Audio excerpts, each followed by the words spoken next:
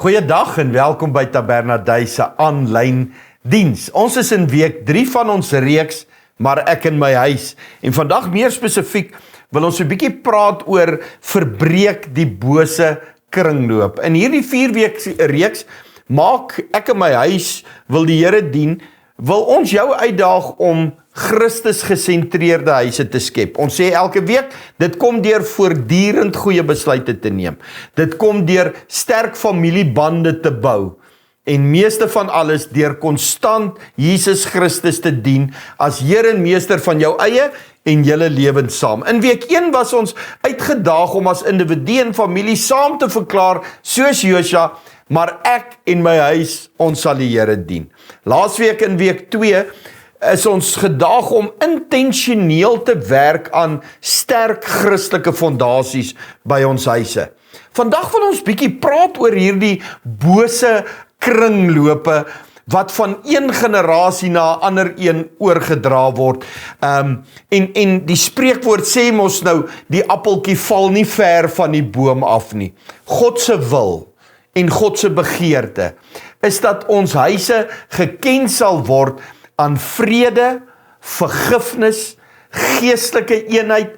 Die vrug van die Gees moet elke dag gekweek word in ons huise. Jy onthou die vrug van die Gees, nê? Galasiërs 5:22, die vrug van die Gees is liefde, blydskap, vrede, lankmoedigheid, vriendelikheid, goedheid, getrouheid, sagmoedigheid, selfbeheersing. As die vrug van die Gees in ons huise funksioneer, sal daar harmonie wees. As ons geduldig met mekaar kan wees, sal daar eenheid wees. As ons vergewe, sal ons huise vry wees van bitterheid en verdeeldheid en allerhande ander issues. As ons Jesus in ons huise laat regeer en ons leef volgens sy beginsels, sal daar vrede wees. Hierdie is so belangrik en jy moet dit nie mis nie. 'n Christus gesentreerde huis gebeur nie van self nie. Dit vra genade van God, natuurlik. Dit vra harde werk en dan kom hierdie woord weer voor, intentionele liefde. Van elke huisbewoner na 'n ander een. So wat kan ons doen? Kom ons praat bietjie daaroor. Nommer 1, beklee jou met 'n Christelike karakter. Kolossense 3:12 sê die volgende: Julle is die mense wat God uitgekies het, wat hy geheilig het en wat hy lief het. Daarom moet julle die volgende soos klere aantrek: liefdevolle deernis, vriendelikheid, nederigheid, sagmoedigheid, geduld. Verdra mekaar, en as enige een 'n klagte teen iemand anders het, vergewe mekaar. Vergewe mekaar soos die Here julle vergewe het. Hierdie lys goed is hoe Christus homself aan ons gewys het, nê? En hy wil hê ons moet so lyk vir ander mense, vir al die mense wat saam met ons in 'n huis bly. Dis nie eienskappe wat natuurlik na ons toe kom nie. Daarom moet ons dit aantrek, sê hy, amper soos jy 'n vuil hemp uittrek en 'n skoon hemp aantrek. En net vir ingeval jy die gedeelte oor die vergifnis wil beredeneer en of jy jouself wil regverdig, voeg Paulus net hierdie by, net soos die Here jou vergewe het. Hoe lank gaan jy nou nog met verwyte rondloop oor goed wat lank terug gebeur het? Dat is amper soos die Engelse spreekwoord wat sê, cut your nose and spite your face. En almal in die huis ly daaronder. Wat 'n gesindhede en patrone moet jy soos vuil klere uittrek en jouself weer met Christus se karakter beklee. Almal in die huis, en jy in kluis, gaan daarby baat vind. Jy moet iets intentioneel doen om hierdie bose kringlope te verbreek. Hier's punt nommer 2. Dis liefde wat ons aan mekaar vasbind. Hoor vers 14 van Kolossense 3. Hy sê die heel belangrikste wat jy moet aantrek is die liefde. Die liefde bind alles volmaak saam.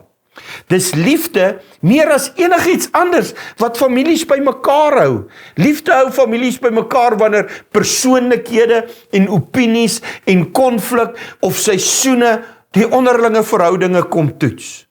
Die Bybel leer dat dit dieselfde agape liefde is, wat God die Vader en wat Jesus aan ons as mens openbaar, wat ons veronderstel is om aan my lewensmaat te wys. my kinders te wys, ander huisgenote moet wys. Agape liefde is onvoorwaardelik. Agape liefde is om die waarheid te sê 'n keuse. Dis 'n commitment wat ek maak. Die bekende Amerikaanse sanger Don Francisco sing dit in sy liedjie. Hy sê, love is not a feeling, it's an act of your will. Dit besluit wat ek neem. Ek gaan lief hê soos wat God lief het. Hier is die derde punt. Laat Christus toe om jou huis te regeer. Vers 15. Verder, laat die vrede van Christus bewerk het in julle lewens die deurslag gee. Want as lede van een liggaam is julle tot vrede geroep en wees dankbaar.